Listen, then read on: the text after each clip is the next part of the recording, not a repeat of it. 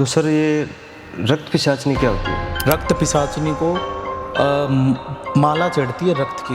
अच्छा। मतलब जानवर होता है, जानवर की बलि दी जाती है, उसके मतलब फेफड़े वगैरह निकाल के उसकी माला बना के उसको भेंट किया जाता है। अच्छा। तो वो जागरूक होती है रक्त पिशाचनी। मेरे ऊपर किसी ने मारण विद्या चला रखी थी। अच्छा। उसको हमने पलटवार माँ तारा के थ्रू किया था, शमशान काली के थ्रू। ठीक है, जो जिस इंसान के ऊपर बंधन है वो 11 कबूतर अपने ऊपर से वहाँ छोड़ देते तो उनके बंधन खुल जाते। अनंत अंबानी ने कामाख्या में 108 बकरे दान दिए। अब दुनिया मतलब इंडिया के सबसे अरबपति खरबपति आदमी, उनका क्या कनेक्शन वहाँ कामाख्या में, वो क्यों करेंगे?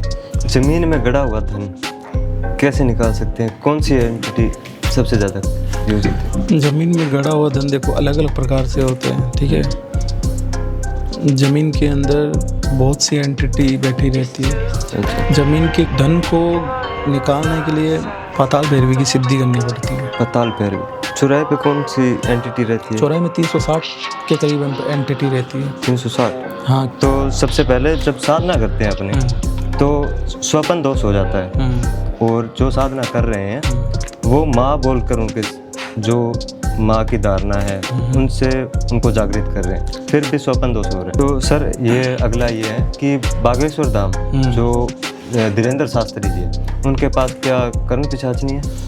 सर जब तारा साधना करते हैं तो उसमें कुछ ना कुछ गड़बड़ी हो जाती है। राम राम दोस्तों, आज हमारे साथ हैं गुरु तारा तारेश्वर जी, जिनसे हम जानेंगे खतरनाक रहस्यों के बारे में और डार्क केसेस के बारे में, जिनको सुनकर आपके रोंगटे खड़े हो जाएंगे। तो चलिए जल्दी से शुरू करते हैं। राम राम गुरु जी। राम राम। कैसे हो सर? बस बढ़िया, आप बताइए। बढ़िया। तो सर पहले मैं आपसे ये पूछना चाहूँगा, जो ऑडियंस के क्वेश्चन है, जो 3-4 क्वेश्चन है वो ऑडियंस ने आपसे पूछे। अच्छा। तो सबसे पहले जब साधना करते हैं अपने तो स्वपन दोष हो जाता है, और जो साधना कर रहे हैं वो माँ बोलकर उनके जो माँ की धारणा है उनसे उनको जागृत कर रहे हैं, फिर भी स्वपन दोष हो रहा है। देखिए, अगर साधना के टाइम स्वपन दोष हो रहा है इसका मतलब वो किसी पिशाच या अप्सरा की साधना कर रहे हैं। अच्छा। क्योंकि स्वपन दोष का मतलब ये होता है कि इंसान में जो वज्र होता है वो वीर्य का होता है। तो एक बार अगर इंसान के शरीर से वज्र निकल जाए तो वो साधना वहीं भंग हो जाती है। कई लोग ये भी बोलते हैं कि स्वपन दोष होना या फिर गलत विचार आना आपके अंदर की शुद्धि का कारण होता है, पर ये गलत है। ठीक है, जब आप कोई महाविद्या या फिर कोई शक्ति जो शुद्ध है उसकी अगर उपासना कर रहे हो तो आपका स्वपन दोष होने का चांसेस नहीं होता।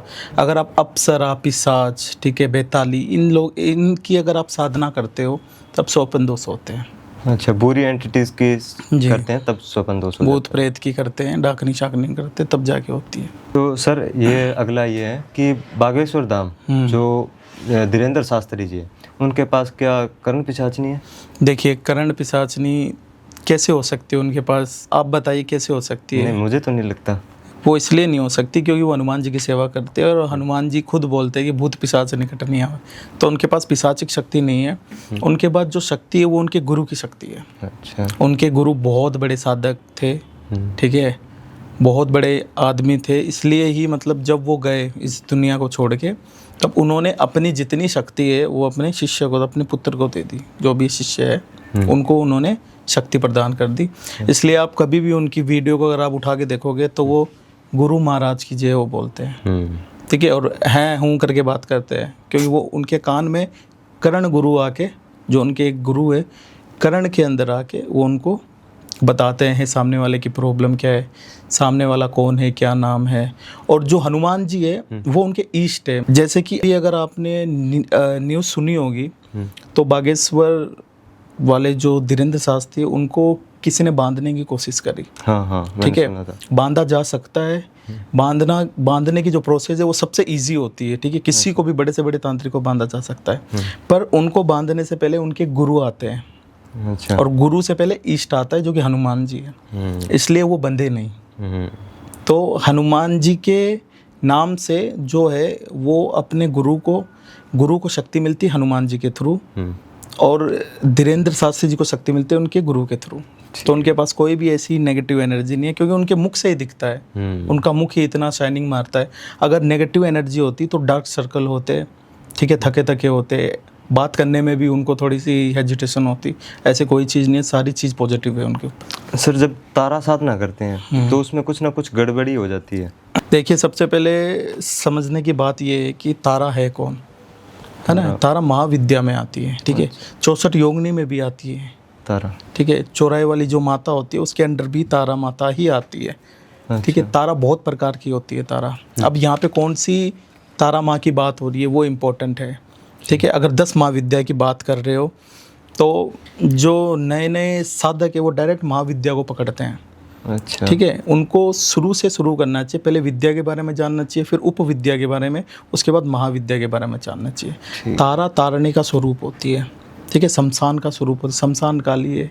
होंकार मय देवी बली होम प्रिय नमः उग्र तारा नमस्तु बेतराई मां शरणागतम, वो शमशानों की चिता के ऊपर खड़ी होती है, शव साधना होती है वहाँ पे, चिता के ऊपर माँ तारा खड़ी होती है। हुंकार बलि होम प्रिय नमः, बलि और होम दिया जाता है उसमें।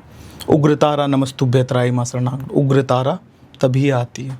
तो इसमें क्या है ना कि इतनी पावरफुल एंटिटी, इतनी पावरफुल दिव्य शक्ति है माँ तारा। अगर इसमें 1% भी गलती होती है तो आपको शुरू से शुरू करना पड़ेगा। अगर आप शमशान में जाके अगर इसकी आप 1% भी अगर आपको कुछ भी गड़बड़ी हुई तो आपकी जान को भी खतरा हो सकता है।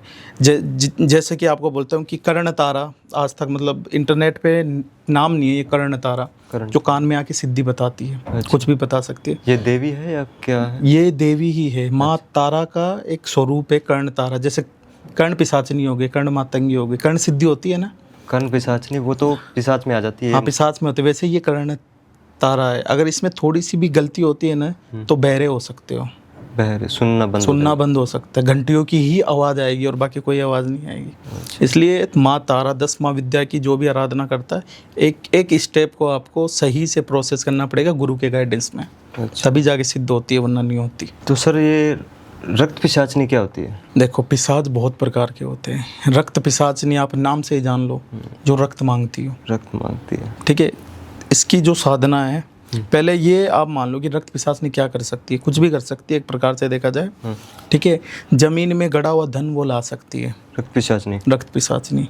बता सकती है कहाँ है? बता सकती क्या है, वो लेके आ सकती है। अच्छा। अगर जमीन के नीचे अगर 10 फीट अगर धन है ना तो वो उसको 2 फीट में ला के हिम्मत कर देगी। अच्छा। कि आपको सिर्फ 2 फीट ही खोदना पड़ेगा। रक्त पिशाचनी को माला चढ़ती है रक्त की। अच्छा। मतलब जानवर होता है, जानवर की बलि दी जाती है, उसके मतलब फेफड़े वगैरह निकाल के उसकी माला बना के उसको भेंट किया जाता है। अच्छा। तो वो जागरूक होती है रक्त पिशाचनी। ये कितने दिन की साधना होती है इसमें? ये 11 दिन। अगर कोई अच्छा सिद्ध साधक है 11 दिन में कर लेगा, नहीं तो 42-43 दिन तो इसके पक्के लगने ही है। अच्छा।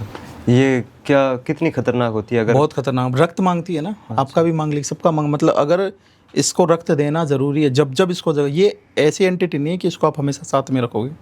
जो ज़रूरी काम होगा, मतलब जब मतलब कि सारी चीज़ें हार मान जाए, सारी शक्तियाँ ख़त्म हो जाए, तब ये इमरजेंसी में काम आती है और इसको रक्त चाहिए। अच्छा। तो ये अगर साधक गलती कर दे इसको साधने में तो ये उसका रक्त ले लेगी। अच्छा। आपने कभी देखा होगा कि कई जो अघोरी लोग होते हैं हिमालय में जाके तपस्या करते हैं, एकदम पतले होते हैं, एकदम सूखे हुए होते हैं। वो इन्हीं की ही साधना करते हैं। ये अंदर ही अंदर उनको खाती रहती है। अच्छा। इनका मेन भोग है वो रक्ति है ना? वो रक्ति, नाम से ही पता लग जाता है। गुरुजी, आपने कौन सी साधनाएं की हुई है और कौन सी आपके पास शक्तियाँ हैं? देखिए, हमारी जो कुल देवी है वो माँ कामाख्या है। माँ कामाख्या। देखिए, कामाख्या में हमारा जन्म हुआ है। जो मेरी अधिष्ठात्री है वो है माँ तारा। अच्छा। पहले मेरे पिताजी ने 40 साल माँ कामाख्या की आराधना करी, तो कामाख्या माँ ने आके पापा को आदेश दिया कि इसको तारा माँ की ही शरण में दो।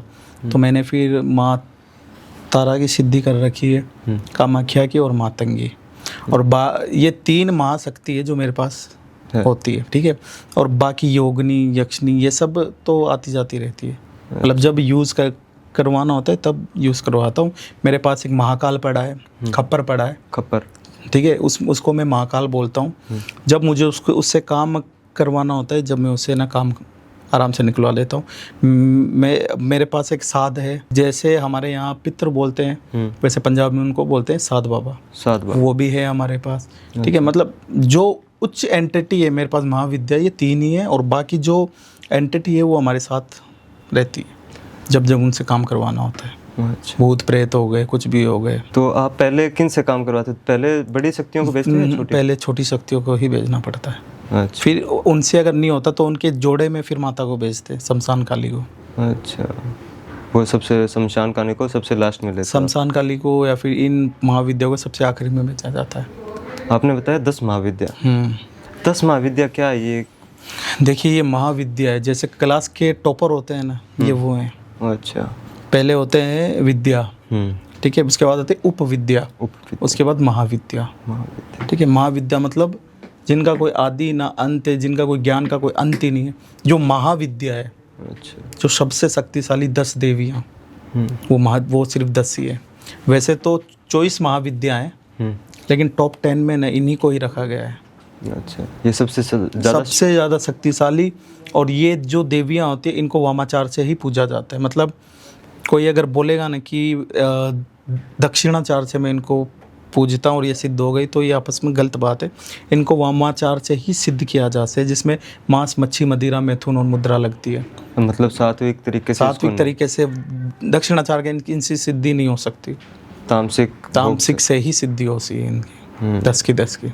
अच्छा, तो इनमें से आपने 10 महाविद्या की हुई है? 10 महाविद्या की हमारे ऊपर कृपा है, पर जो सिद्धि है वो तीनों की कर रखी है, सिर्फ तारा, मातंगी और कामाख्या माता। अच्छा, तो 10 महाविद्या का कोई ऐसा केस जो बहुत मतलब कि ऐसा आपने कुछ किया हो, किसी का निवारण किया हो 10 महाविद्या से? नहीं, 10 महाविद्या से आज तक किसी का निवारण नहीं किया। हाँ, बस ये है कि मेरे ऊपर किसी ने मारण विद्या चला रखी थी। अच्छा। उसको हमने पलटवार माँ तारा के थ्रू किया था, शमशान काली के थ्रू। बस। और ये 10 महाविद्या के अंदर आती है ना? हाँ, क्योंकि छोटी मोटी क्योंकि जो सामने वाला था वो भी तांत्रिक ही था। अच्छा। तो छोटी मोटी एंटिटी को तो वो कुछ नहीं समझता, तो मैंने आखिरी में फिर माता को भेजा। माँ कामाख्या में बलि दी जाती है, तो इसके प्रति आपकी क्या? देखिए, माँ कामाख्या में बलि, ये जो टॉपिक है ना, ये आज से नहीं हज़ारों सालों से चल रहा है। अच्छा, ठीक है। माँ कामाख्या में आप अगर जानोगे कि माँ कामाख्या कौन सी देवी है, तो माँ कामाख्या वो देवी नहीं है जो वहाँ पर स्थित है। वहाँ पर माता की योनि है सिर्फ, जिससे संसार पैदा हुआ है। योनि से ही सारी चीज़ जन्म लेती है। ठीक है, जैसे हम बोलते हैं ना 84 योनि, उनको मिलाकर भी उनसे भी ज़्यादा शक्तिशाली माता कामाख्या की योनि है। कामाख्या नाम उनका इसलिए पड़ा क्योंकि वहाँ 10 महाविद्या सिद्ध की हुई है। पूरे विश्व में ऐसा कोई मंदिर नहीं है, ऐसा कोई जगह नहीं है जहाँ की 10 की 10 महाविद्या सिद्ध हो। वो सिर्फ कामरूप देश में है कामाख्या, और वो 10 की 10 कामनाओं की पूर्ति करती है। इसलिए 10 को क्या बोला जाता है? कामाख्या। उस पर्वत का नाम है, नील पर्वत का नाम है कामाख्या। वो सिर्फ एक पर्टिकुलर जगह का नाम नहीं है जहाँ माँ की योनि है, नहीं। ठीक है, माँ की जहाँ योनि गिरी है वो है माँ लज्जा देवी। लज्जा देवी जो नग्न स्वरूप में। अच्छा, ठीक है, माँ लज्जा देवी ही है। और जो 10 की 10 है ना, उनको मिलाकर एक नाम होता है कामाख्या। वरना 10 महाविद्या में आप काली, तारा, षोडशी, भुवनेश्वरी, भैरवी, छिन्नमस्ता, दुमावती, कमला, मातंगी, इनका नाम सुनोगे, लेकिन कामाख्या का नाम नहीं आएगा, क्योंकि कामाख्या कोई देवी नहीं है। इन 10 को मिलाकर जो बनती है वो कामाख्या है। कामाख्या का आपने अगर स्वरूप देखा हो, ठीक है, तो 6 मुंह तो उसके ऐसे ही दिखाते। माथे के ऊपर होता है छिन्नमस्ता माता। अच्छा, ठीक है, यहाँ होती है काली, तारा, धूमावती होती है, भैरवी होती है, भुवनेश्वरी होती है। ये सारी देवियाँ मिलके कामाख्या बनती है। कामाख्या कोई एक देवी नहीं है।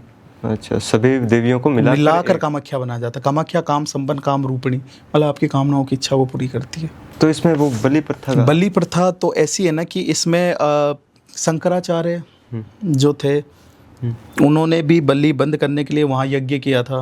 अच्छा। तो वहाँ अचानक से बकरे, कबूतर, ये सारी चीज़ें आके अचानक वहाँ कूद गई यज्ञ के अंदर। और फिर जो शंकराचार्य जी थे, उन्होंने हाथ जोड़ के बोला, माता तुम्हारे यहाँ बलि रोकना तो असंभव है।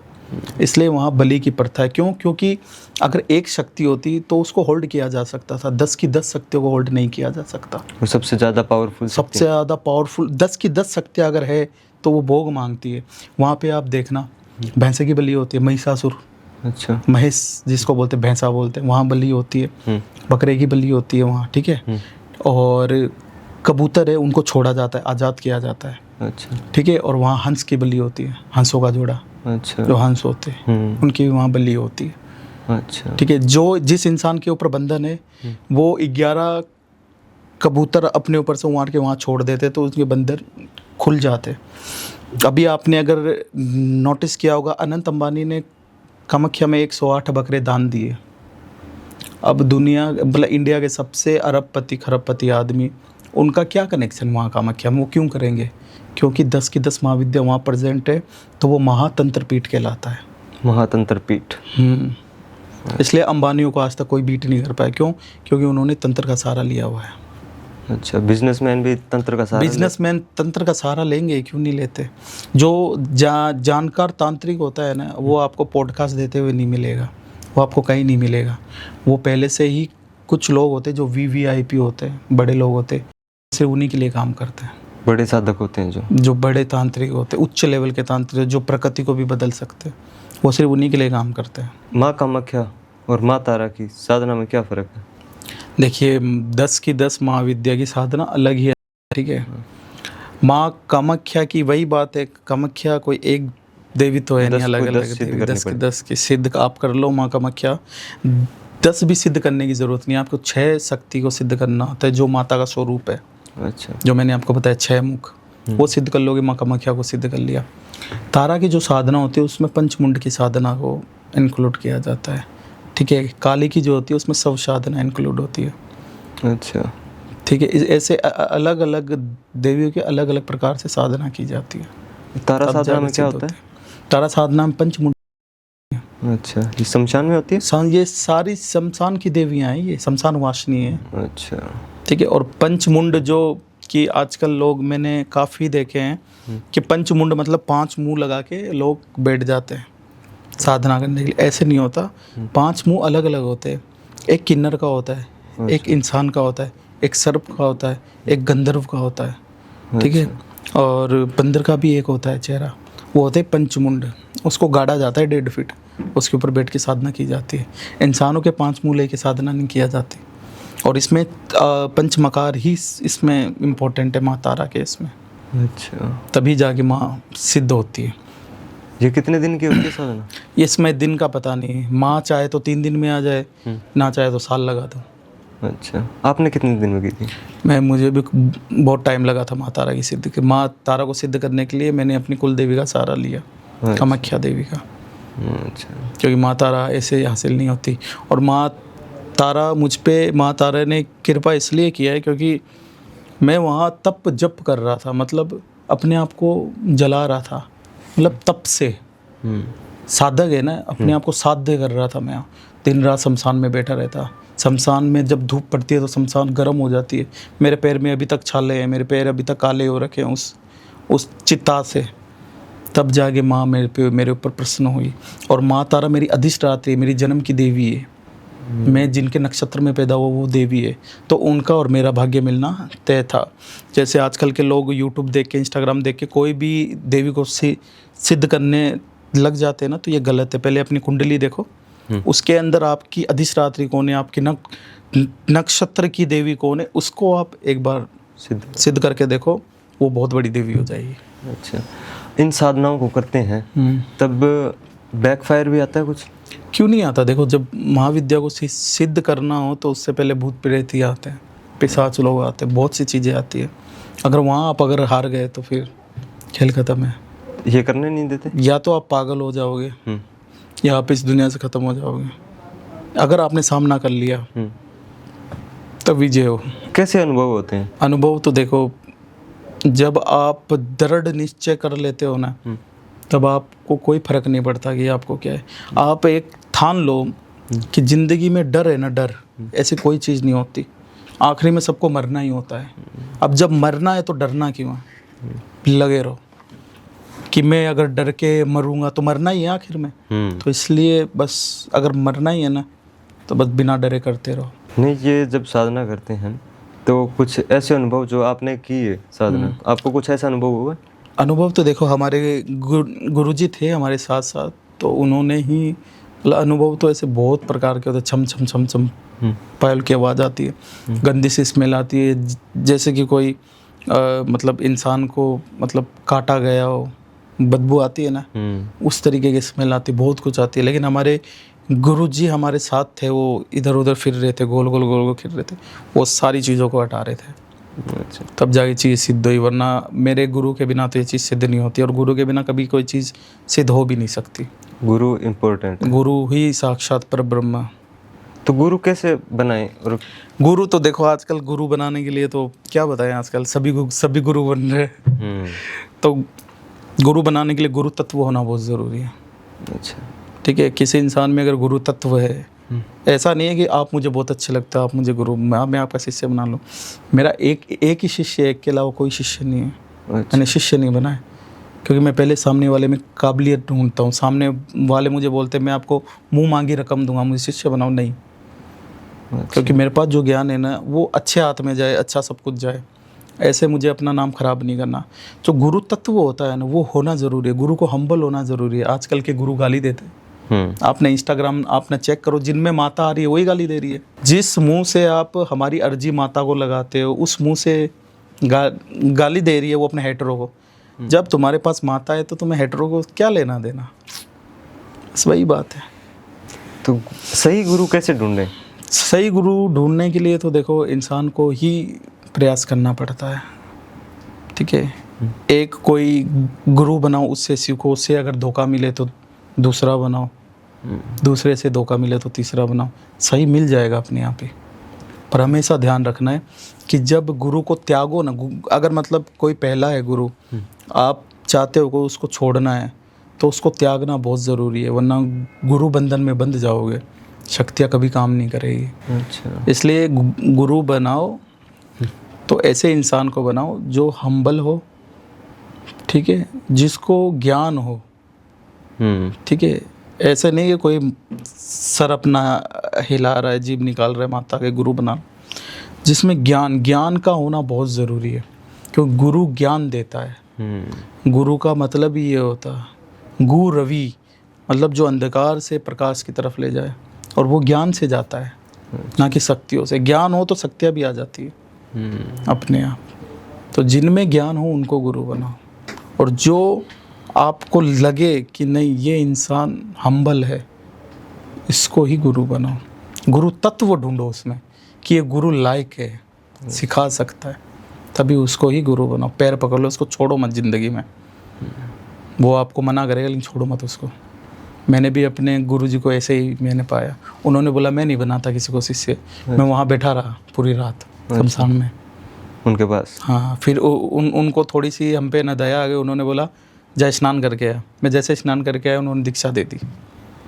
उन्होंने बोला तो हमारा शिष्य, ये मंत्र है, इसको ना सिद्ध कर ले।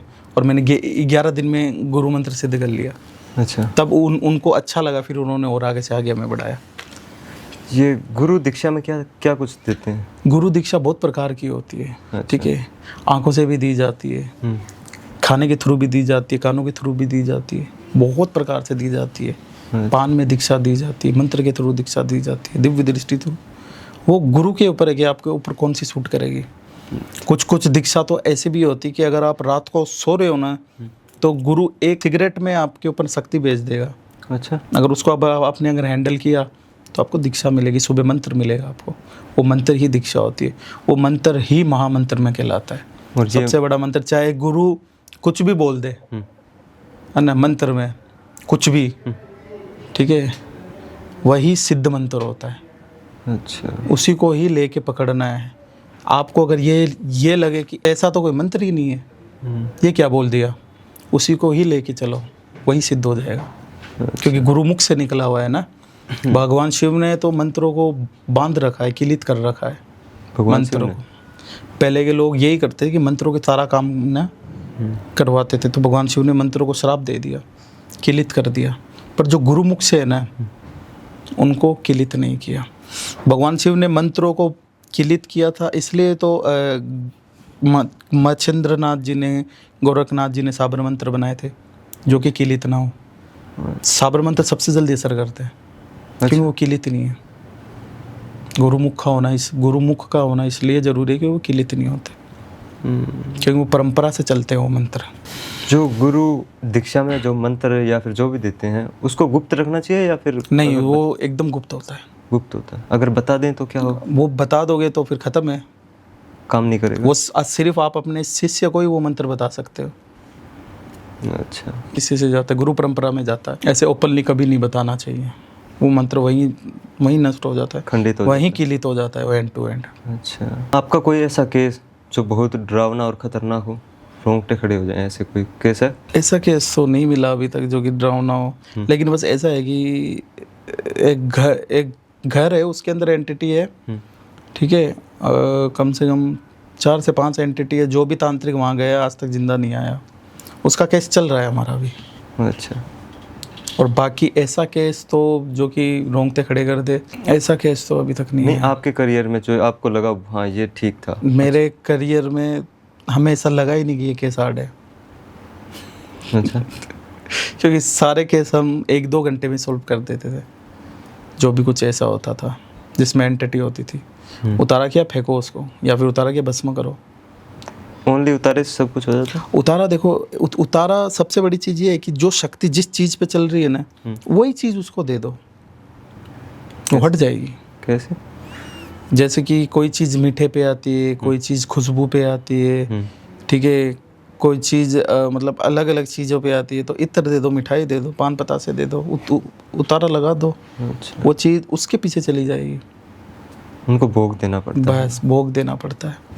आज तक ऐसी एंटिटी मिली नहीं है। जिन्नात की एक बार एंटिटी मिली थी हमें, जो कि उतारे से भी नहीं गई थी। हाँ ये बात है, जिन्नात की एंटिटी मिली थी जो कि उतारे से नहीं गई थी। वो जो जिन्नात था वो था दुबई का। दुबई का? हाँ, क्योंकि वो उस तरीके से बात कर रहा था कि मैं ये खाती, मैं ये पीती, तो हम समझ गए थे कि ये दुबई का है। ठीक है, इंडिया का कैसे? हाँ इंडिया का कैसे, ये मेरठ का। मेरठ का? अच्छा, तो वहाँ पे फिर मैंने फिर माँ को बुलाया, फिर वो माँ को देख के डर गया वो, लेकिन उसके शरीर से नहीं निकला। अच्छा, फिर मैंने अपने दिमाग से, मैंने माँ से पूछा इसको हटाऊँ कैसे। माँ ने मुझे बताया कुछ गुप्त चीज़ है कि वो उसको खिला दे, तो मैंने उसको वो खिलाया, वो निकल के भाग गया।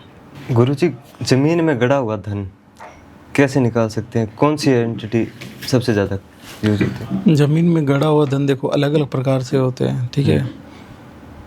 ज़मीन के अंदर बहुत सी एंटिटी बैठी रहती है। अच्छा, ज़मीन के धन को निकालने के लिए पाताल भैरवी की सिद्धि करनी पड़ती है। पाताल भैरवी?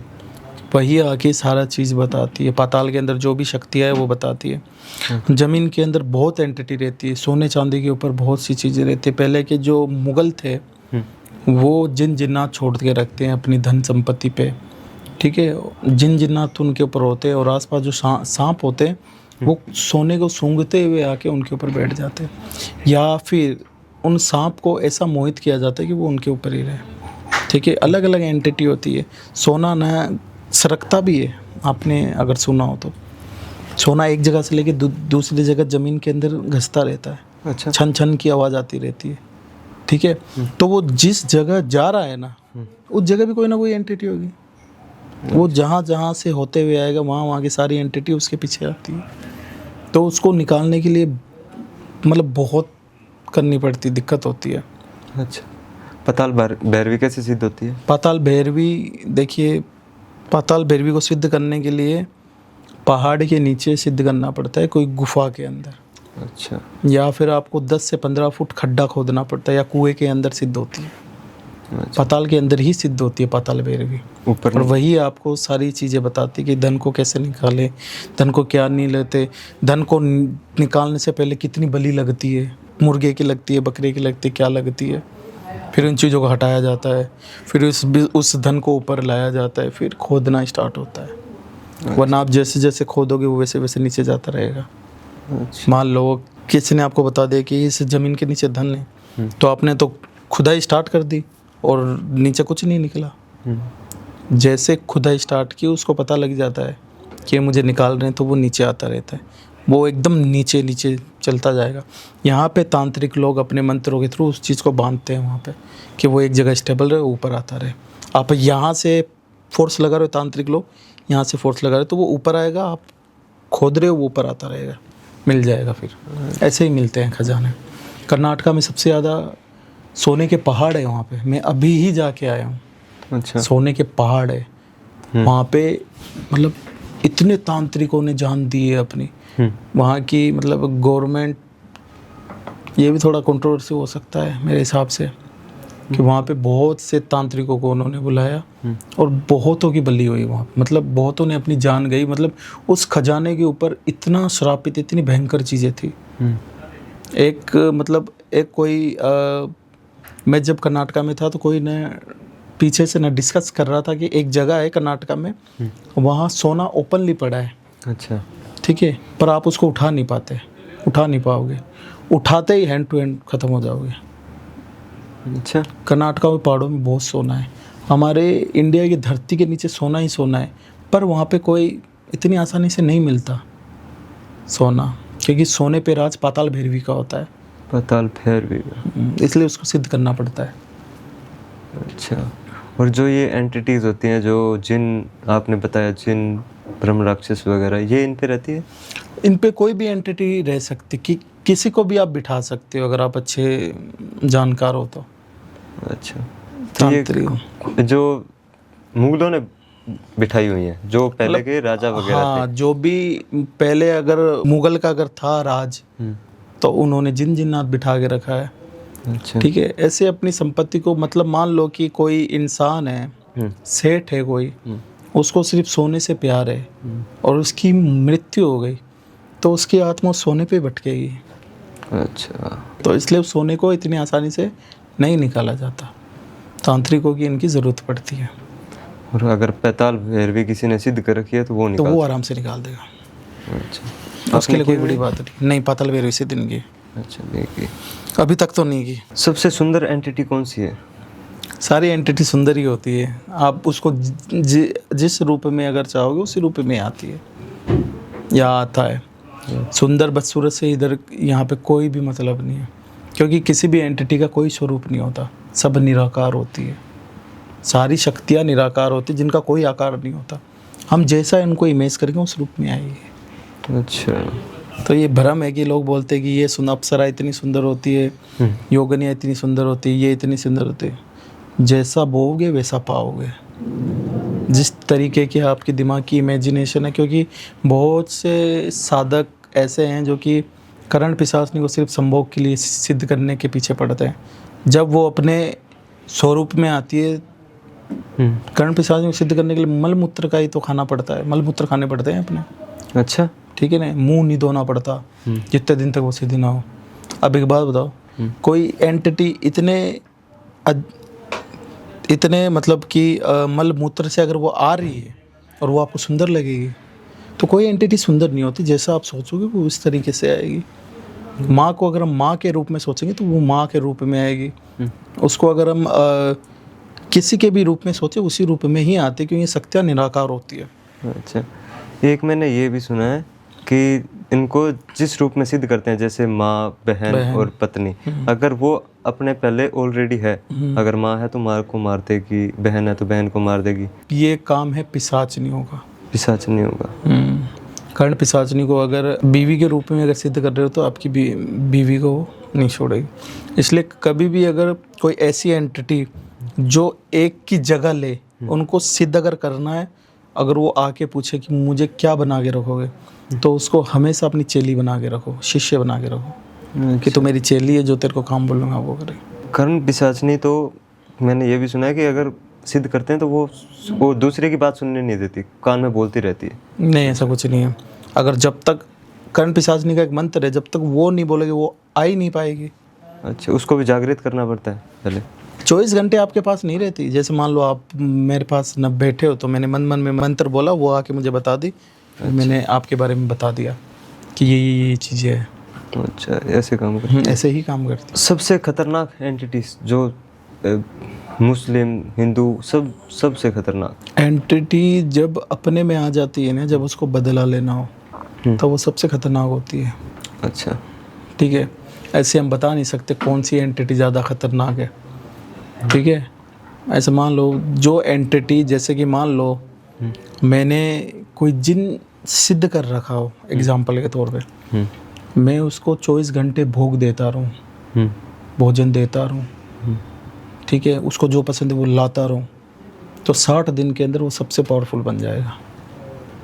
हम ऐसे ही तो करते, हम अपने देवी देवता पितरों को स्ट्रॉन्ग कैसे बनाते, भोग दे देंगे, जितना भोग दोगे उतना वो ताकतवर होता रहेगा। एक नाम है ब्रह्म राक्षस। ब्रह्म राक्षस, मैंने ब्रह्म राक्षस को बहुत उतारा है, अच्छा, ठीक है, पर वो लेवल के ब्रह्म राक्षस नहीं है जो यूट्यूब पे बताते हैं कि ब्रह्म राक्षस ऐसे वैसे, उस लेवल के मुझे अभी तक नहीं मिले।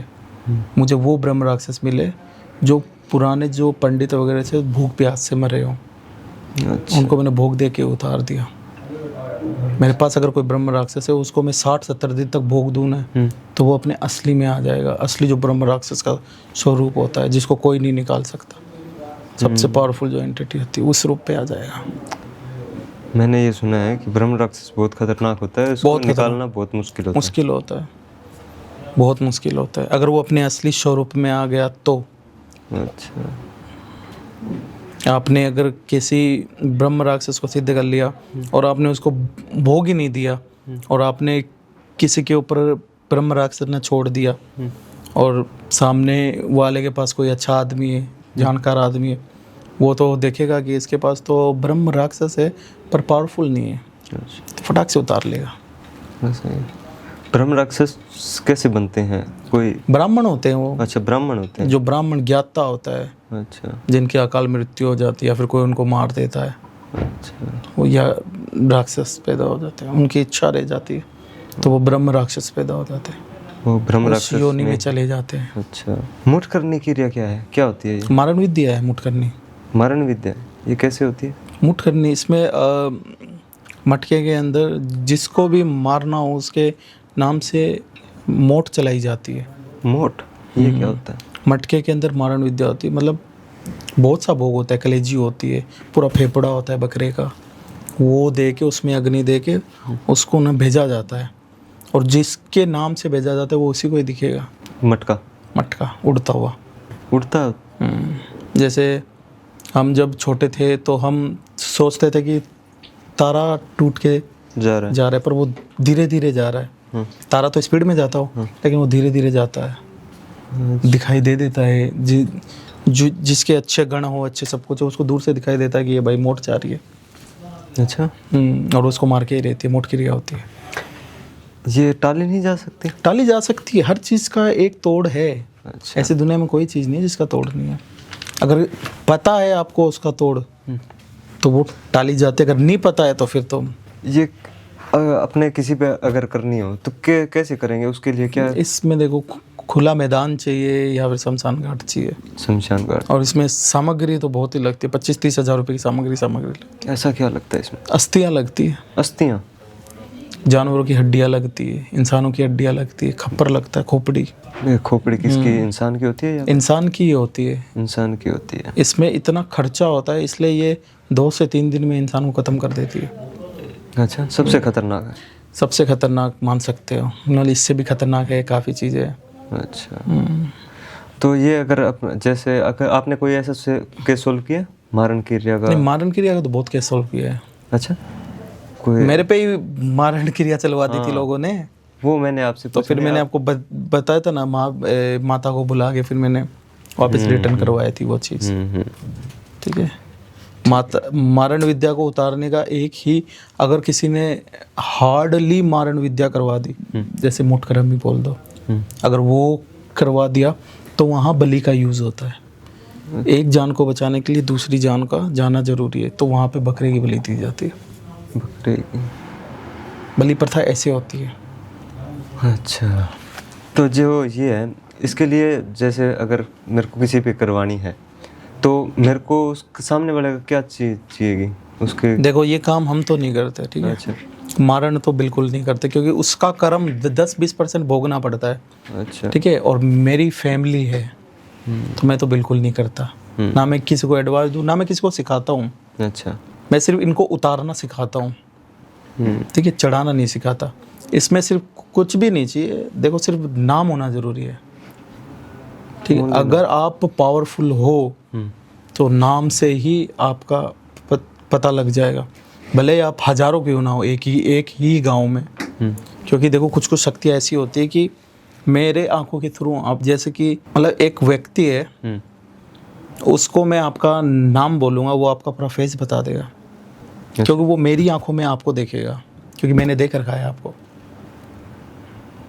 इस तरीके से भी लोग हैं दुनिया में। और जो नॉर्मल इंसान है उनको चाहिए नाम, चाहिए पता, चाहिए माता पिता का नाम, चाहिए फोटो चाहिए, बस हो जाते हैं। अगर किसी पे हो रखी है तो उसको कैसे पता चलेगा? अगर उसको मटका दिखेगा। अच्छा, मटका दिखेगा। उसको अग्नि जैसा मतलब ताप महसूस होगा, शरीर के अंदर गर्मी भयंकर, पैरों की हथेलियों में जलन होती है। अच्छा, जिसके भी पैरों की हथेलियों में अगर जलन होती है, मान लेना ये शमशान क्रिया है, क्योंकि शमशान काली अंगारों पे चलती है और आपके हथेलियों के पैरों में जलन होती है। इसका मतलब शमशान क्रिया कर रखी है। चारों रास्ते बंद करके रखे, 10 दिशाएं बंद कर रखी है। अच्छा, फिर आप इधर उधर भटकते हो। तो आपके पास अब के टाइम कौन से ऐसे केसेस हैं जो बहुत ज़्यादा आ रहे हैं? देखो, मारण क्रिया के भी केस आते हैं, ठीक है, उतारने के आते हैं, अच्छा, चढ़ाने के भी आते हैं। काफ़ी बिजनेसमैन लोग हैं जो कि मतलब बिजनेस में तो ये तो चलता ही है, पर मैं उनका केस नहीं लेता। अच्छा, जिस पे मारण विद्या हो रखी है ना, उनका उतारता ज़रूर हूँ। अच्छा, उतारा करते हो? उतारा करता हूँ उनका। ये चाक चौराहे पे कौन सी एंटिटी रहती है? चौराहे पे तो देखो, चौराहे वाली माता रहती है, चौगानन जिसको बोला जाता है। अच्छा, ये क्या है? दुनिया में सबसे बड़ा तंत्र ही चौराया है। जिसने चौराया सिद्ध कर लिया वो सबसे बड़ा तांत्रिक है। अच्छा, ठीक है। माता काली को प्रसन्न करने के लिए चौमुखी दिया लगता है। चौमुखी दिया? चौमुखी दिया, तब जाके माता काली प्रसन्न होती है। जिसने चारों रास्ते सीख लिए वो इंसान बहुत बड़ा तांत्रिक है। जिसने 6 रास्ते सीख लिए वो उससे बड़ा है। जिसने 10 रास्ते सीख लिए वो सबसे बड़ा है, वो ब्रह्म है। अच्छा, वो 6 रास्ते कोई नहीं सीख सकता, क्योंकि 6 रास्ते बोल रहा हूँ, 10 रास्ते कोई नहीं सीख सकता। अच्छा, 6 तक सीख सकता है, 8 तक सीख सकता है। 8 दिशाएं, 1 2 3 4 5 6 7 8, ये इंसान सीख सकते हैं, लेकिन आकाश और पाताल का कोई नहीं सीख सकता। ये सिर्फ देवी देवताओं के हाथ में, इसलिए उनको देवी देवता बोला जाता है, ब्रह्म बोला जाता है। अच्छा, चौराहे पे कौन सी एंटिटी रहती है? चौराहे में 360 के करीब एंटिटी रहती है। 360? हाँ, क्योंकि आपने देखा होगा कि जब हमारे सनातन में जब किसी को मृत व्यक्ति को ले जाया जाता है, सबसे रखते हैं उसको। आपने किया है कभी नोटिस? नहीं, मैंने नोट नहीं किया। उसको सबसे पहले चौराहे पे रखते हैं। अच्छा, फिर चौराहे वाली जो शक्ति है ना, उसकी आत्मा ले लेती है। फिर शमशान में सिर्फ उसकी बॉडी जाती है। अच्छा, हमेशा देखना, चौराहे पे पिंड दिया जाता है एक, उसको ले जाते समय। कभी संस्कार आप देखना क्या क्या संस्कार होता है। चौराहे से होती हुई चीज़ें ही जाती है। किसी का मारण करना हो, किसी का उतारा करना हो, कुछ भी करना हो, चौराहे पे जाओ, चौराहे को सिद्ध कर लो, उतार दो, आपके ऊपर से उतारा रख दो, चौराहे पे हट जाएगी चीज़ें बड़ी से बड़ी। अच्छा, ये देवी कैसे सिद्ध होती है? ये बहुत हार्ड है। चौराहे पे आपको लगातार 41 दिन बैठना पड़ता है, और ऐसा चौराहा कहीं नहीं मिलता। कहाँ मिलेगा ऐसा चौराहा? लोग तो आते जाते रहते हैं। दिन रात बैठना पड़ता है? रात को सिर्फ, ओनली रात को? 2 घंटे, 1 बजे से लेकर 3 बजे के बीच में, क्योंकि यही टाइम होता है। वो घेरा बनाना पड़ता है चौराहे पे। और सबसे पावरफुल जो चौराहा होता है वो होता है हाईवे का, एक्सीडेंट होते रहते हैं। वो जो 360 एंटिटी होती हैं, वो ये एक्सीडेंट वाली जो अकाल मृत्यु होती है ना? हाँ, यही देखो, होती है भूत शायद। प्रेत, मैंने आपको क्या बोला, माँ तारा भी तो है, चौराहे वाली में आती है। नौ दुर्गा भी आती है चौराहे वाली में।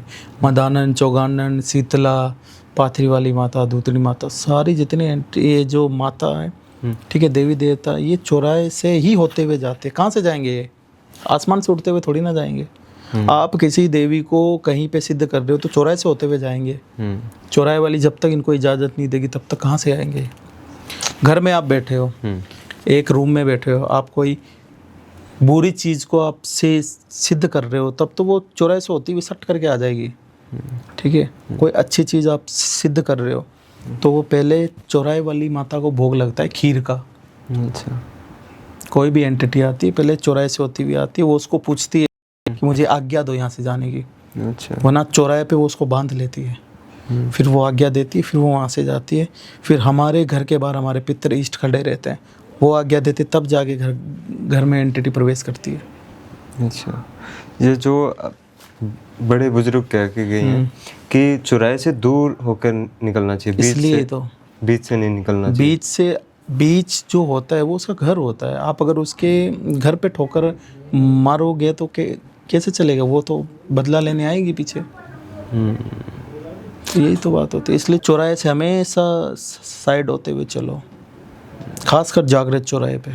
जागृत चौराहे अब जहाँ पे ज़्यादा भोग रखा जाता हो, जहाँ उतारे रखे जाते हो। अच्छा, वो क्योंकि हर गली मोहल्ले में होता है, कोई तो होता है एक चौराहा जहाँ पे हर शनिवार अमावस पूर्णिमा में उतारे दिखते हैं।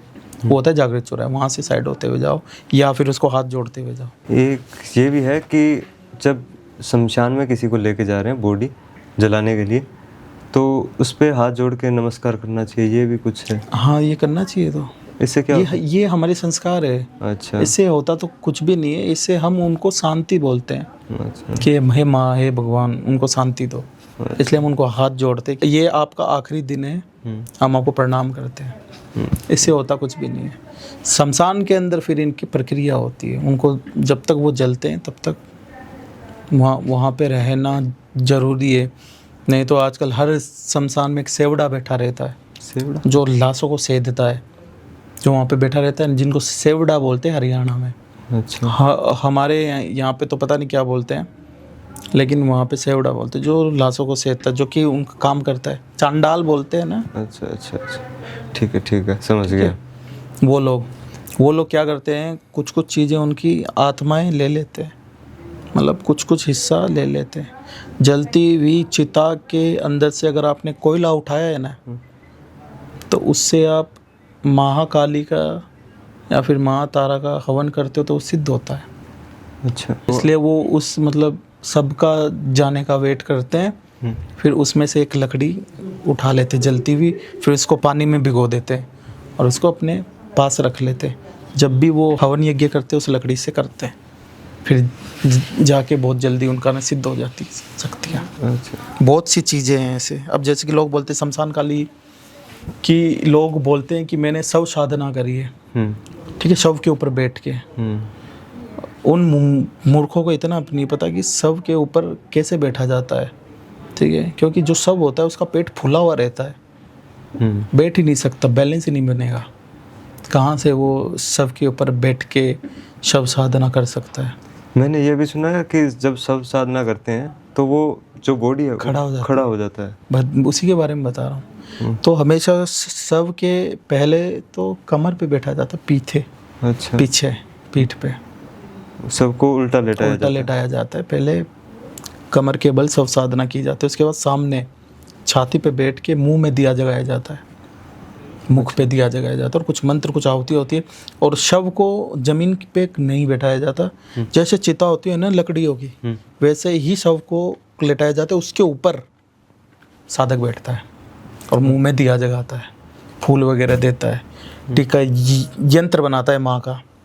फिर उसका जैसे ही होगा पूर्ण, वो सब खड़ा हो जाएगा। अच्छा, वो सब खड़ा होके बात करेगा कि बता, मैं आ गई, क्या चाहिए तेरे को। माँ को बोलते हैं ना सवरूढ़ा महाभीमा गौर प्रदम। सवरूढ़ा मतलब जो शव के ऊपर सवार होके आती है, वो महाकाली है। वो शव साधना में ही आती है। शव साधना में आती है महाकाली, जो असली काली है। आजकल जो सर घुमाने वाली काली है, ये आप चौराहे की एंटिटी होती है, जो कि उनका सपोर्ट करती है थोड़ी बहुत। ये बात है। जो ये शमशान में जलाते हैं किसी को, तो उसके हड्डियां रह जाती है, कुछ अंश रह जाता है, उनसे भी कुछ तंत्र हो सकता है? बहुत कुछ हो सकता है। बिकते हैं ये, लाखों रुपए के बिकते हैं। अच्छा, क्या होता है इससे? बहुत से तंत्र होते हैं, जैसे कि नाखून रह जाते हैं, ठीक है, कुछ हड्डियां भी रह जाती है, तो उनको उन्हीं से ही तो महाकाली की आहुति होती है शव साधना में।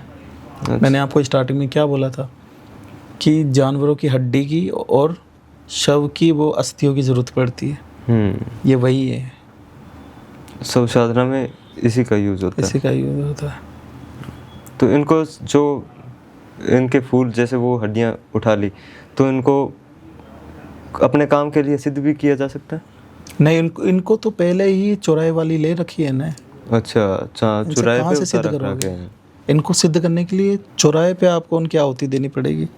और आजकल तो चौराहा बुक्ड रहता है, कौन सा चौराहा खाली है? कोई खाली नहीं है। इसलिए कोई चौराहा सिद्ध नहीं कर सकता, क्योंकि मेन रीज़न पहला यही है अच्छा। कि चौराहे पे लोग आते जाते हैं, नहीं कर पाओगे सिद्ध। एक बंदे ने भी अगर टोक दिया तो वहीं खंडित हो जाओगे, टोकना नहीं है। और जो ये वशीकरण है, वशीकरण में मैंने सुना है अभी बहुत सारे ड्रिलें चल रही है कि 24 घंटे में वशीकरण। देखो, वशीकरण हम करते थे पहले, ठीक है, हमारा काफ़ी टॉपिक भी वशीकरण के ऊपर है, हम करते भी थे। आजकल हमने वशीकरण के ऊपर हमने हाथ ऊपर कर लिए, क्योंकि जो वशीकरण सक्सेसफुल हुए हैं ना, वो शादी के बाद डिसबैलेंस हो जाते हैं, मतलब उनके प्रेगनेंसी में दिक्कत हो जाती है, बच्चा एबनॉर्मल पैदा होता है, ठीक है, बीमारी लग जाती है, शुगर लग जाती है, अच्छा। बहुत सी घर में क्लेश होना शुरू हो जाता है। ये जब मैंने दिव्य दृष्टि से देखा तब यही निकला कि प्रकृति के विरुद्ध अगर हम कोई काम करें तो फिर यही होता है। इसलिए मैंने वशीकरण के केस लेना बंद कर दिया। अच्छा। मैं सामने वालों को पहले ही बोल देता हूँ कि ये सही नियम करते नहीं वशीकरण के अब। अच्छा। क्योंकि उसके जैसे कि मान लो कि लड़की को लिया है, कोई दिक्कत नहीं है, या फिर लड़के को लेके आ जाए, आ जाएगा 24 घंटे के अंदर। उसके बाद फिर जो होगा, प्रकृति के विरुद्ध आप गए हो, अगर प्रकृति आपके विरुद्ध जाएगी, घर में अकाल मृत्यु होना शुरू हो जाती है। अच्छा। मतलब प्रकृति इतना गंदा इतना गंदा खेलती है। अच्छा। इसलिए वो वशीकरण नहीं किया जाता। वशीकरण तो बनाया इसलिए गया है कि किसी को मोहित करके, ठीक है, उससे उसका काम निकलवा लेना 1-2 दिन में। मतलब पहले के राजा महाराजा या फिर ऋषि मुनियों वशीकरण किसको करते थे? वो देवताओं को वश में करते थे। अच्छा। ठीक है, कोई इंसान को वश में करके उनसे काम नहीं कराते, देवी देवताओं को वश में करते थे कि वो उनके लिए काम करे। ठीक है, क्योंकि डायरेक्ट ही प्रकृति को वश में कर लिया उन्होंने, तो प्रकृति उनके अधीन है। आजकल तो मुझ पे इस पे वशीकरण करा दो, इस पे वशीकरण, बाद में कुछ हुआ, बाद में हम फंसेंगे। तो कोई मतलब नहीं है, बेइज्जती का काम करना ही नहीं है, ऐसा काम करना ही नहीं है जिसमें नाक हमारी झुके। वशीकरण में लाखों करोड़ों रुपए लगते हैं, लोग 5-5 हज़ार में कर रहे हैं, और उनका सक्सेस होता है क्या? पागल बनाने वाली बात है। अच्छा। मैंने भी बहुत ही वशीकरण किए, जिसमें सो 90% वशीकरण सक्सेस होते, बाकी 10% फेल हो जाते थे। और 10% जब फेल होते थे तब सामने वाला हमें इतना बोलता था कि पर वो ये नहीं देखता कि हमारी शक्ति कितनी लगी है इसमें। और जो सक्सेस हुए 5 महीने बाद, साल भर बाद, उनकी शादी होने के बाद फिर वही तो मैंने आपको बताया, अकाल मृत्यु स्टार्ट होती है, बच्चे नहीं होते, बच्चे होते तो एबनॉर्मल पैदा होते हैं। इस तरीके से उनकी ज़िंदगी एकदम ख़राब हो जाती है। इसलिए जो किस्मत में है वो अपनाओ। तो वशीकरण के लिए अपने को क्या क्या चीज़ें चाहिए? अगर वही चीज़, नाम, फ़ोटो, पता, बस माता पिता का नाम होना ज़रूरी है। अच्छा। तो उसके कुछ पर्सनल चीज़ें नहीं चाहिए? अगर कपड़े वगैरह, नाखून वगैरह, वो अगर हो तो अच्छी बात है, नहीं तो अगर नहीं है तो कोई बड़ी बात नहीं है। अच्छा, बिना उसके हो जाता है। ओनली फ़ोटो से हो जाता है? हाँ, फ़ोटो से भी हो जाता है। करने वाला चाहिए, करने वाले में दम होना चाहिए। वशीकरण की सामग्री क्या कुछ होती है वशीकरण के लिए? वशीकरण की सामग्री आती है मोहिनी सामग्री।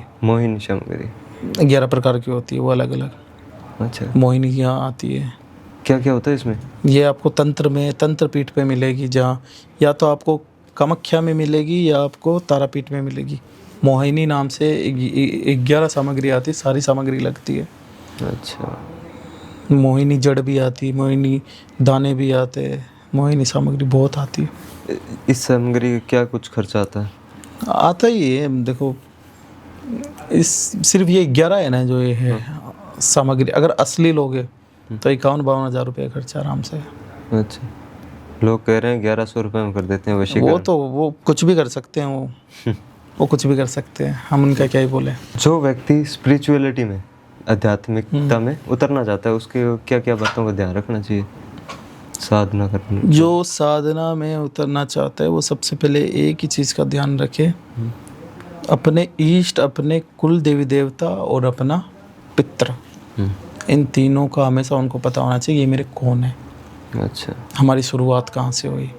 तभी जाके वो सक्सेस हो पाएगा आगे जाके।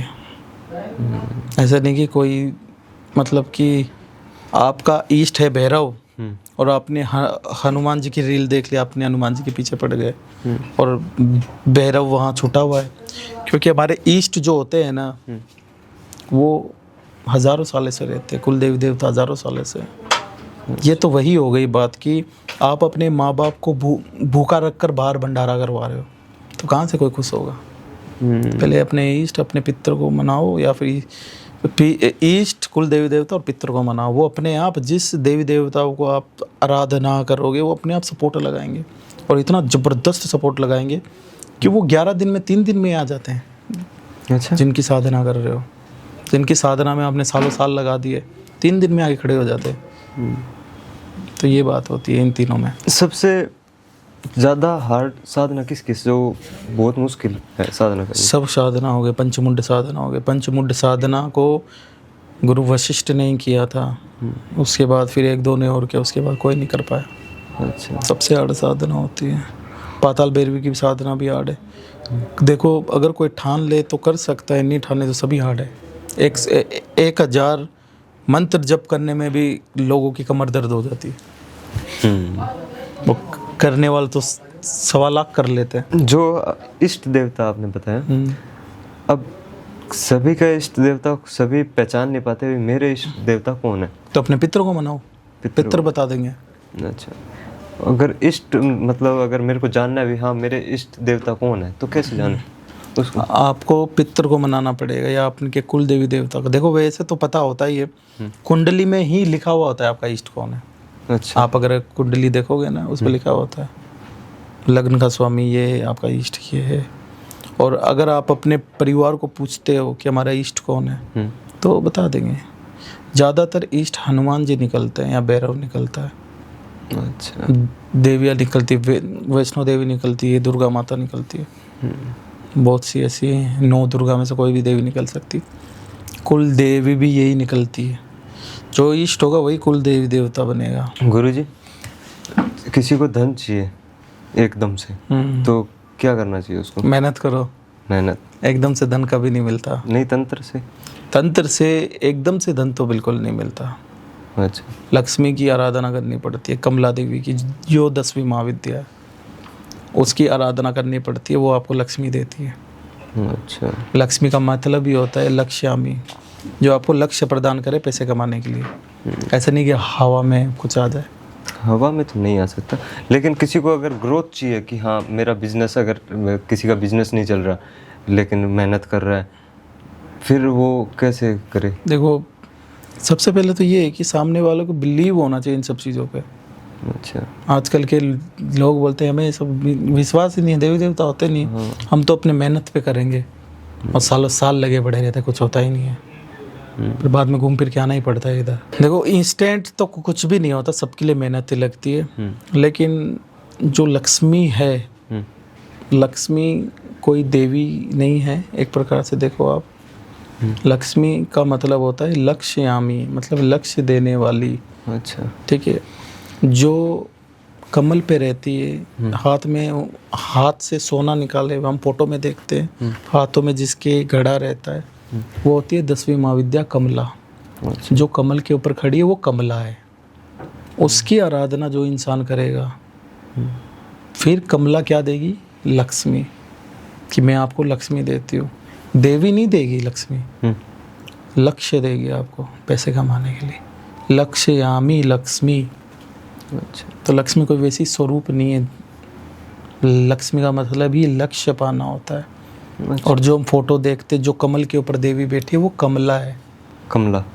माँ कमला 10वीं महाविद्या। तो उनका तो नाम लक्ष्मी जानते हैं सभी लक्ष्मी जानते हैं। गुरुजी, आज की युवा पीढ़ी काम वासना से बहुत परेशान है, तो कैसे करे कि दिमाग से, मन से काम वासना हटी जाए? देखिए जो काम वासना होती है ना, ये एक ही देव करता है जो इंद्र है। इंद्र। ठीक है। इंद्र की अगर आप किताब पढ़ोगे ना, महा इंद्रजाल, उसमें आपको वशीकरण के टोटके बहुत बताए गए हैं। अच्छा। ठीक है। इंद्र वो इंद्र नहीं जो ऊपर स्वर्ग में बैठा है, हमारी इंद्रियों को इंद्र बोला गया है। अच्छा। जब कोई ऋषि मुनि तपस्या में बैठते थे तो इंद्र आता था उनको नुकसान पहुंचाने। हमने स्टोरी सुनी है ना। तो वो इंद्र नहीं आता था, हमारी इंद्रियां ही अंदर से मतलब वो होती थी, इच्छाएं तो होती थी काम वासना के लिए। अच्छा। भगवान शिव जब तप कर रहे तब जब कामदेव ने उनके ऊपर धनुष मारा था, ये स्टोरी में हम सुनते हैं, पर हकीकत में जब भगवान शिव तप कर रहे थे तब उनके अंदर काम वासना जागी थी। अच्छा। तब उन्होंने अपनी योग के ताप से उसको भस्म कर दिया था। अच्छा। ठीक है, जो गर्मी थी उसको भस्म कर दिया और उसी भस्म में वो रम गए। मेरे जो गुरुजी हैं, ठीक है, उन्होंने 5 इंद्रियों पे काबू पा रखा है। 5 ठीक है, कौन से? काम क्रोध लोभ मोक्ष। अच्छा। ठीक है, इन चीज़ों में उन्होंने काबू पा रखा है भयंकर तरीके से। उन्होंने जब मुझे शिक्षा दीक्षा दी ना, तब मैं स्टार्ट में यही सोचता था कि इनको भी कोई ना कोई चीज़ का तो लालच होगा। एक दिन उन्होंने क्या है ना कि मुझे है ना दिव्य दृष्टि जब मुझे उन्होंने दी ना, तब मैंने सब देख लिया। अच्छा।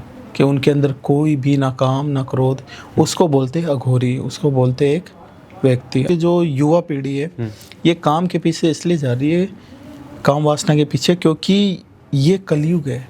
अच्छा। कलयुग का अंत करीब आ रहा है, इसलिए कलयुग का अंत जो होगा वो होगा उत्पादन से। उत्पादन मतलब कि काम वासना से बच्चे पैदा होते हैं, बच्चे से फिर पॉल्यूशन बढ़ता है, पॉपुलेशन बढ़ती है, खाने की चीज़ें हो जाएगी ख़त्म, पॉपुलेशन हो जाएगी ज़्यादा, और ये आपस में एक दूसरे को काट के मार के खा जाएंगे। जो श्री कृष्ण ने कहा था गीता के अंदर, माँ अपने बच्चे का मांस इतना चाटेगी कि वो रक्त से नहा लेगा। ठीक है, लोग एक दूसरे को काट के मार के खाएंगे। तो ये कलयुग की शक्ति है, जो काम वासना किसी के अंदर भी उत्पत्ति हो जाती है। इसमें ये नहीं है कि कोई लड़का है लड़की है, ठीक है, किसी के अंदर भी हो जाती है। इससे बचने के लिए ना साधना सबसे बड़ा अच्छा मार्ग होता है। और जो इंसान हनुमान जी की साधना करता है वो इन चीज़ों का ध्यान रखता है, लेकिन काम वासना उनके अंदर भी आती है। अच्छा। उनका भी स्वप्न दोष होता है, लेकिन फिर वो निराश हो जाते हैं। लेकिन मैं यही बोलूँगा, कलयुग का प्रभाव तो पड़ेगा, चाहे देवी हो देवता हो, पर आप अपने आप को थाम लो कि अपना जो वज्र होता है ना वो अपने शरीर में ही समा के रखो। जो ऑटोमेटिक हो रहा है वो कलयुग का प्रभाव है। जो आप खुद कर रहे हो ना वो आप ना करो काम वासना के थ्रू। ठीक है, उस वज्र को आप अगर संभालोगे ना तो आपकी 6 की 6 इंद्रियां खुल जाएगी। अच्छा। ठीक है, हमारे जो डीएनए होते हैं वो इस तरीके से होते हैं, सांप के थ्रू। और जो हमारी इंद्रियां होती है ना ये भी सांप के थ्रू ही जाती है। इसमें जो वज्र होता है वही वीर्य होता है, चाहे वो स्त्री का हो चाहे वो पुरुष का हो। भैरवी साधना स्त्रियां नहीं कर सकती। क्यों? क्योंकि स्त्रियां में जो स्त्री गुण स्त्री शक्ति है ना वो है ही नहीं। अच्छा। आजकल आप देखोगे ना जिसको हम बोलते हैं कि आजकल बच्चे की सेटिंग है एक प्रकार से बोले तो। ठीक है, तो स्त्रियों में वो स्त्री तत्व नहीं है। आपको पता है भैरवी जब साधना की जाती है ना, जब भैरवी साधना की जाती है 12 साल ब्रह्मचार्य का पालन करना पड़ता है। 12 साल स्त्री को, तब जाके वो भैरवी बनती है। और पुरुष को? पुरुष को भी 12 साल ही करना पड़ता है, तब जाके वो भैरव बनता है, जो रियल में भैरव हो, भैरव जैसी शक्ति आती है उसमें। 12 साल में ना ही स्वप्न दोष होना चाहिए, ना ही कुछ भी नहीं होना चाहिए। उसको इतना दृढ़ निश्चय, अकेले रहो, अपने माइंड को अलग रखो, किताबें पढ़ो, ठीक है, खासकर ग्रंथ पढ़ो, तंत्र मंत्र के बारे में समझो। अगर आपको अपनी शक्तियों को लगाना है ना तो माँ को दे दो कि मैं तो सिर्फ एक भिखारी हूँ, माँ है जो है, उसके चरणों में पड़े रहो। आप पे कलयुग भी हावी नहीं होगा। तो ये फिर काम वासना तो कोई मतलब ही नहीं। पर मोबाइल का है ना जमाना, उस लोग बिगड़ते हैं। और इसको अगर देवी देवता भी इस धरती पे आते हैं ना वो भी नहीं रोक पाएंगे, क्योंकि कलयुग चल रहा है। इसका अंत इस तरीके से लिखा हुआ, तो इस तरीके से ही होगा। कलयुग का सबसे बड़ा साथी मोबाइल। कलयुग के सबसे बड़ा साथी मोबाइल नहीं है, अभी तो पता नहीं क्या क्या आने लगेगा। अच्छा। कलयुग का जो अंत होगा वो पॉपुलेशन से ही होगा। ज़्यादा पॉपुलेशन। हम तो बोल देते हम एक हमारे, मतलब हम दो हमारे दो, लोग तो पता नहीं, हम तो हमारे 100 हो रहे होंगे, ठीक है। तो जो बात पुराणों में लिखी है वो सत्य होगी कि इतनी भीड़ हो जाएगी, खाने के लिए कुछ नहीं होगा, एक दूसरे को काट के खाएंगे, वही चीज़ होगी। तो इसको रोका नहीं जा सकता, पर काम वासना पे कंट्रोल किया जा सकता है। कंट्रोल कर लोगे तब दिव्य पुरुष बन जाओगे, नहीं कर पाओगे तो पिशाच बनोगे, क्योंकि पिशाच की श्रेणी में आता है। अच्छा। क्योंकि काम वासना को अगर कंट्रोल नहीं किया तो घर की बहन बेटियों के ऊपर भी इंसान की गलत दृष्टि जाती है।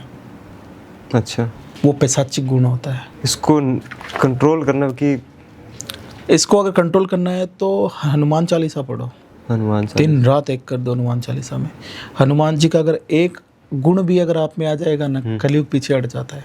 अच्छा, कल की पीछे हट जाता है, जो काल पुरुष है वो पीछे हट जाता है, क्योंकि हनुमान जी शक्ति का प्रतीक है, ब्रह्मचारी का प्रतीक है। तो गुरुजी आपने बहुत ही अच्छे तरीके से बताया सब कुछ, और थैंक यू सो मच, आप आए टाइम निकाल कर। बस मैं तो यही चाहता हूँ कि आप हमारी बातें सुने, पर सुन के इग्नोर ना करें, उन सब चीज़ों पे काम करो, तो ही हम और भी चीज़ें बताने के लिए उत्सुक होते हैं। अब क्या है, आप लोग सिर्फ सुनते हो और फिर निकल जाते हो, उनके ऊपर अप्लाई करो, कमेंट करो, अच्छे अच्छे सवाल पूछो कि हम आगे और भी ऐसा कुछ लेके आए। तो दोस्तों, अगर आपको ये एपिसोड पसंद आया हो तो लाइक कर देना, सब्सक्राइब कर लेना, और कमेंट में अपने क्वेश्चन और प्रश्न ज़रूर बताना। अगले एपिसोड में हम उन पे ज़रूर बात करेंगे। Thank you so much. जय माता रा। जय माता।